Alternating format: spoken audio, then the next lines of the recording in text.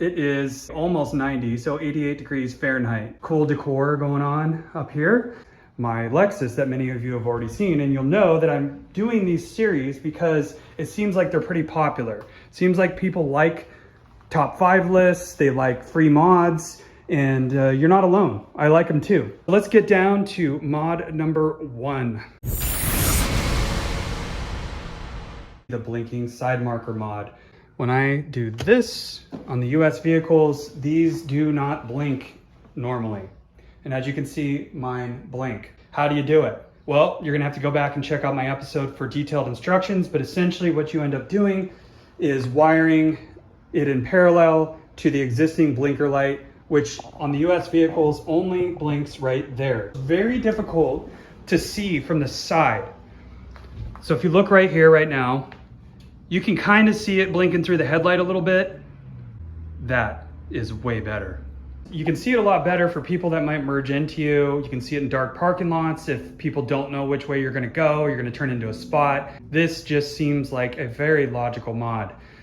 Now, when I turn the parking lights on, as you might see in the episode, if you go watch it, it'll alternate the blinker. So turn the parking lights on, and due to the way electricity works, it is actually alternating now. Now, some people don't like that. You're gonna need a relay to fix that if you want to.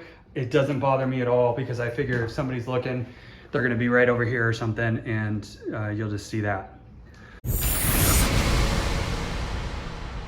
Mod number 2 on the list is actually a brake light enhancement on the older style lenses. What you see here are the newer style lenses, this one. I'll also flash it on the screen and show you the older style. A lot of people do like the 98 to 2000 older style lenses, and if you have those, you can actually enhance the brake light coming out of the rear of the car. It'll be much more visible.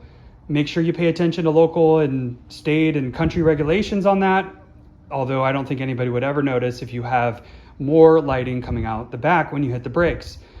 I have an episode that walks you through the simple wiring and addition of that mod to those older style lenses. Now, again, I've gone to the newer style lenses, so I guess you could say that potentially could be a almost free mod. I only paid $100 for the outers and inners. The other mod is basically free. So if you have the older style 98 to 2000, you can enhance the brake lighting out of the rear. I will put links to all of these videos I'm referencing in the video description. I think we're on mod number 3, and it is the trunk tension. They get weak over time, and I'll show you that there is an adjustment inside here. And I have an episode on this one as well. Again, it'll be referenced in the video description. So you see those 3 things right there? Those are the normal tension adjusters. And what I did was I drilled a hole way over, and I moved the tension bar way over to increase the tension significantly. Because the fact is this one right here actually wasn't even enough. So I moved it all the way over to here, and it increased the trunk tension, which then makes the trunk stay open a lot easier. It does not make it open on its own. You could probably come up with something like that if you're an engineer, but this at least saves your head from getting smashed on occasion with that trunk tension. Yeah. So there you go, you got it on that side as well. Right there. You can see I just put some touch-up paint on it to prevent corrosion and stuff. There it is, mod number 3. This one's gonna be subtle, but obvious when I point it out, and that is spoiler angle. Right here, in stock form, the spoiler actually squats back a little bit to follow this body line. When you add spacers in the rear of this after loosening both fasteners on each side, you can actually rake the spoiler upward to your liking. Now, I have only used some grommets and some spacers in here to make sure it's sealed from water. But what you could do is 3D print something like a wedge, and you could actually make it look really clean, and you could rake your spoiler quite a bit. And I think that it actually would be functional for downforce on the rear of the car. And it actually might look pretty cool until you hit a certain point, and then it might look weird. But mine is very subtle, and I'll show you a close-up of this real quick so you can see what kind of spacers I used in there. If you look inside there, you will see that this part is up quite a bit. I can fit a whole finger under there, and I guarantee you that if you have the stock spoiler, you will not be able to fit a finger in there. It hugs the body line very close, and it squats back a little bit. I like how this looks. I think it looks pretty cool. I would actually consider going up more with it. Back here on this side, you'll see that inside of there, we have some grommets, as I mentioned. And you're gonna have to find something that works for your fastener diameter and your liking. I think what I'm gonna do is have a 3D printed wedge made, and it would fill in that area. And then if you had a gasket on top and on bottom, it would completely seal water out of there. I don't think any water is actually getting in there. I double checked that because that's my biggest concern. I'm not sure if you guys will like this mod, but I really like this mod. I like how the stock spoiler is lipped. And boy, when you rake it, I think it looks pretty cool. So I'm gonna call that the spoiler stack mod. You essentially just need to open your trunk. There's a couple fasteners on the inside, loosen them both so all four, and then really loosen the back ones and actually take them out, and then drop the spacers in between the spoiler and the trunk body, and you will have a raked look on your spoiler. I think we're on mod number 5, and you're not gonna see a very stock engine here. Many of you know it's extensively modified and supercharged and all that stuff. I really think that painted cam covers made a huge difference, especially on this side for those of you that run the stock intake. Now we'll talk about the intake in a minute, but for those of you that run the stock intake, this is the most visible cam cover. And if you're running the factory, I guess you call it a ram air or fresh air duct, it covers that one quite a bit.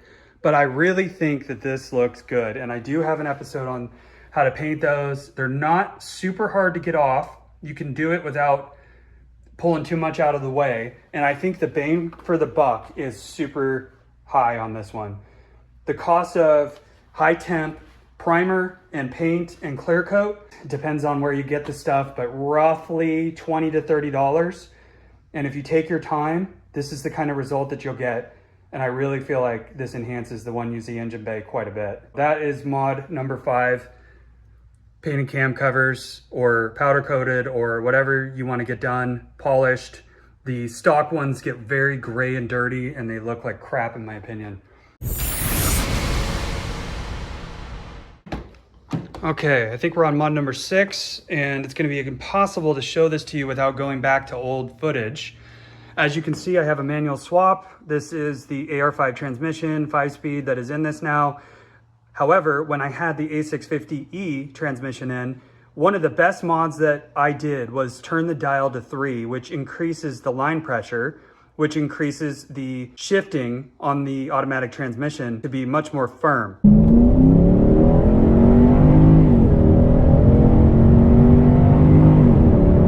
I do have a very detailed episode on that. It is not a free mod. You really want to replace the filter, and you're also going to have to replace the transpan gasket and some other things. So it's not free, plus fluid, but you're probably going to be somewhere in the neighborhood of $25 to $60 worth of fluids, materials, etc. in order to get to that dial and simply turn it to 3.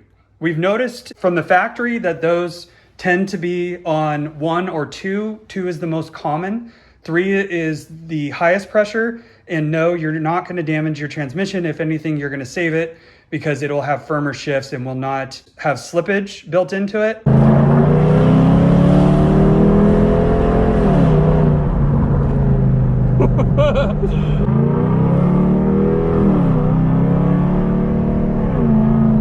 I would definitely do it if I was still automatic. That would be mod number 6.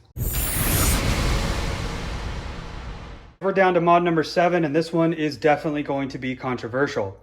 What you see here is essentially a cold air intake. Obviously, it's not the way the car was meant to be. I will show you the stock pipe here in a second. But what I want you to look at is the mass airflow. The mass airflow is plugged into the original piping that I had to actually cut out of the upper portion of the stock box.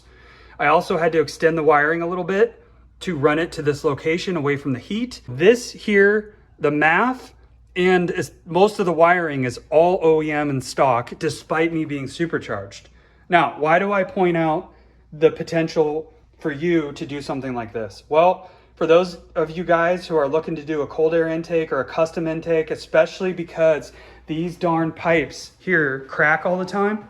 So this is the stock pipe, and you can see I had modified it before. I don't recommend cutting the resonator off, even though it was in one of my episodes. Anyway, I have a plastic repair because these like to split on the underside. So if for some reason you're like, hey, I can't find another pipe that's in good condition, it's $500 at the dealer or whatever, well, you can run a fully custom system.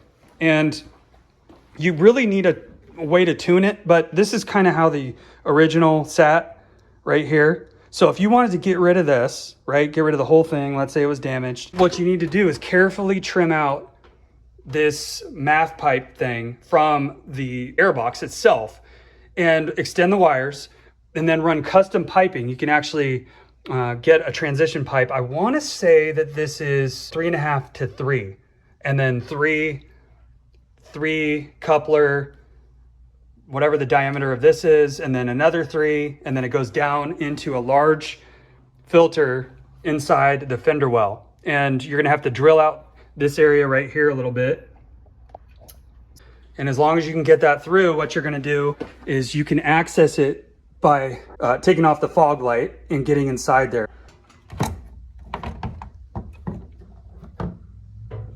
So you can see the filter inside there. If you have any risk of sucking up water, you got to be really careful with this, as you know, with cold air intakes. If you wanted to get crazy, you could pull the fog light off for real fresh air hitting that filter. But I kind of did that over here as well. That's another mod you can do that's related to this, is you can route the fresh air in through this and into that compartment in there. But you really need a way to tune it to get the most out of it. And that's where like an air fuel controller would come into play. But you would have it coming off of there, going into the cutout MAF, and then you would have it coming down into here if you had no risk of water in your area and you weren't going to be taking this thing through deep water. I really hope you enjoyed this episode of Almost Free Mods. I put 7 or so in there. If you know of any other Almost Free mods, be sure to drop them down in the comments. I know some guys like to run the fog lights on all the time. I've never done that mod, so I didn't put it on here. I'm sure there's more mods for the interior that I haven't mentioned, but if you have some, be sure to go down to the comment section and leave them down there. I have added a super thanks button to all my videos, so if you just want to throw $1 at me, throw a 5 at me. I've had people actually send me 20 bucks. These videos take forever to film and edit, and it's really not worth it, guys. From a money standpoint, despite commercials running, the pay is not very much. And I really want to help the community, but I also want to be encouraged to continue. So if you feel led to hit that super thanks button, it is much appreciated. Hit the like button, leave a comment. Also go down into the description and look at my other videos that I'll hyperlink in there to some of these mods. I don't have videos on all of these mods, but I do have videos on probably the majority of them. So if you need detailed instructions to doing them, then they're going to be in the video description itself. See you on the next one.